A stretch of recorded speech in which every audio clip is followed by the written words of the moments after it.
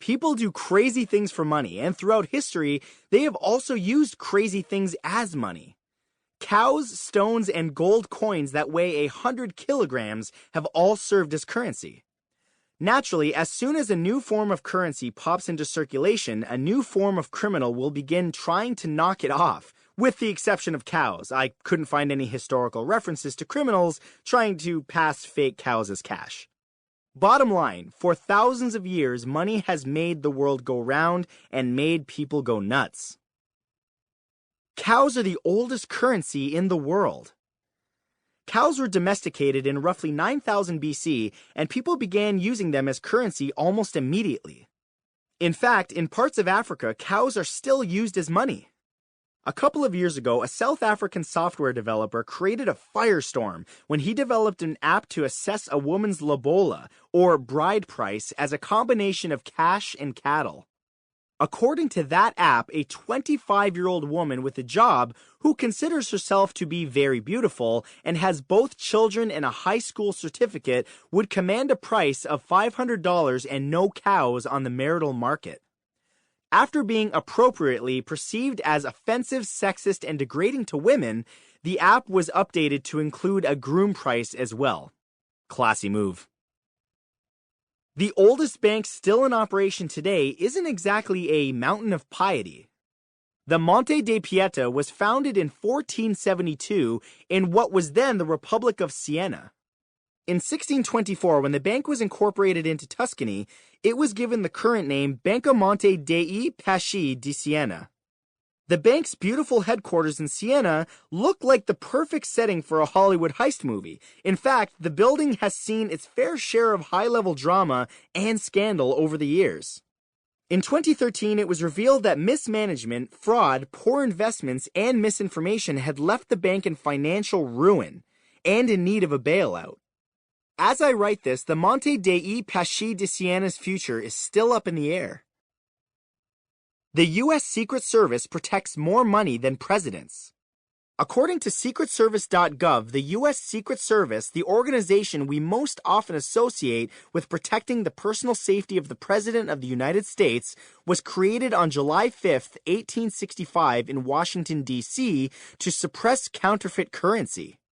At the time, it was estimated that at least a third of the currency in circulation in the country was fake.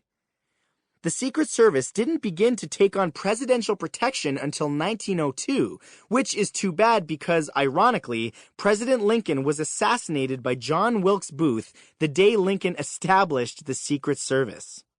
For the past 115 years, the Secret Service has continued to investigate fraud while also ensuring the safety of foreign and domestic diplomats.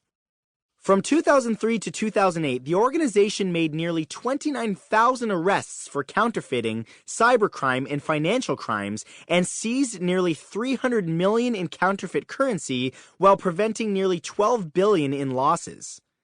Guess that means protecting the president's backside is actually their side gig.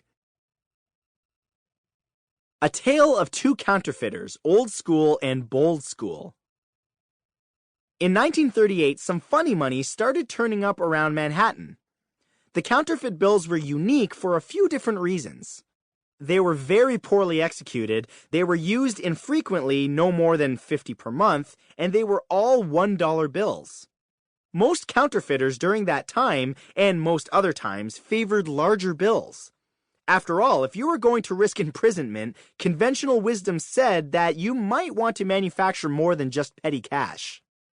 The other confusing aspect to this counterfeit case was that the bills were never used at the same location twice. Authorities were baffled. Who was this crazy counterfeiter? For 10 years, the Secret Service hunted for this $1 bandit, referring to him by his case number as Mr. 880. As it turns out, Mr. 880 was an old widower named Edward Mueller. Mr. Mueller had spent most of his life as an average Joe, but when his wife passed away, something inside him snapped. He quit his job, became a junk collector, and then started printing the extra cash when he realized that his new profession wouldn't exactly pay the bills for him and his dog. The manhunt for Mr. 880 was frustrating both financially and morally for the Secret Service. Every time one of his fake bills showed up, agents would be dispatched to the business where the cash was passed. The agents would then take great pains to educate the shopkeepers on what to look for when trying to spot fake currency. However, because Mueller never hit the same joint twice, the training was a waste of time. Mr. 880 was finally caught in 1945 at the age of 73. He was sentenced to a year in jail, but his sentence was eventually reduced to only 4 months. A movie about him was made in 1950 called Mr. 880, starring Burt Lancaster. Mueller made more money from that movie than he did during his entire counterfeiting career. Now, if Mueller's 4-month prison sentence seems a little bit light, wait until you hear about this next guy. Frank Bourassa was a small-time Canadian drug dealer and former car thief when he began making counterfeit US $20 bills in the late 2000s. Funnily enough, Bourassa learned exactly what features he needed to include in his fake bills by studying US government websites. He struck a deal with a European paper mill for the perfect stock by convincing them that he was making $20 bonds. Armed with materials and knowledge, Bourassa then printed $250 million in US 20s and began selling them to overseas buyers at 30 cents on the dollar.